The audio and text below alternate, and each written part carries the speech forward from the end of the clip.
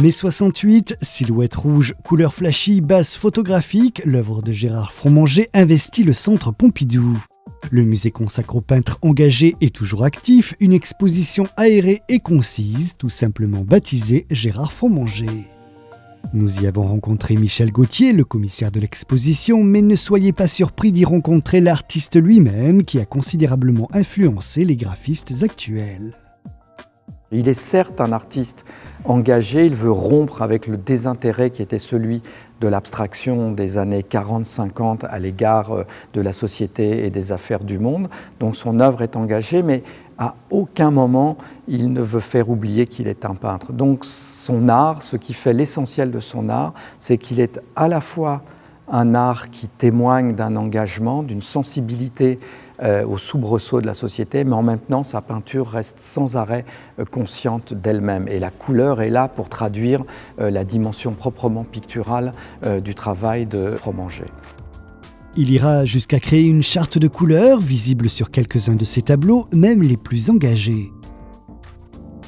D'une part, c'est en mai 68 sans doute que se noue le destin politique du travail de Fromanger. Il est l'un des participant de l'atelier populaire de l'École des Beaux-Arts de Paris et à ce titre, avec un certain nombre d'artistes, mais avec une logique de l'anonymat, produit certaines des affiches si fameuses désormais qui vont s'étaler sur les murs de Paris pendant les événements de mai 68. Et puis ensuite, sa peinture, elle est en phase avec les soubresauts de la société française.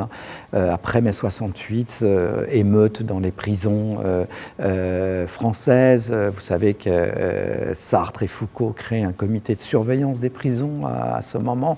Le meurtre du militant maoïste Pierre Auvernais par un vigile de la régie Renaud est aussi un de ces événements de la vie du monde et de la vie de la société française que Fromanger documente, dont il parle par sa peinture. Mais plus fondamentalement, par-delà ces événements très ponctuels, je crois que l'essentiel de la dimension politique du travail de Fromanger, on le trouve avec ces grandes séries de peintures des années 70 dans lesquelles il rend compte de la marchandisation du monde, de la logique de la marchandise et du spectacle qui s'empare du monde et face à laquelle il veut, en quelque sorte, il veut résister. Et ces silhouettes rouges du boulevard des Italiens sont comme une marque de résistance à la logique marchande et à la logique du divertissement qui s'empare alors de la société. Ces silhouettes, symboles de la foule tout d'abord ancrées dans la rue et le réel, jalonneront l'œuvre de Gérard Fromanger jusqu'à aujourd'hui et sa peinture sur les migrants.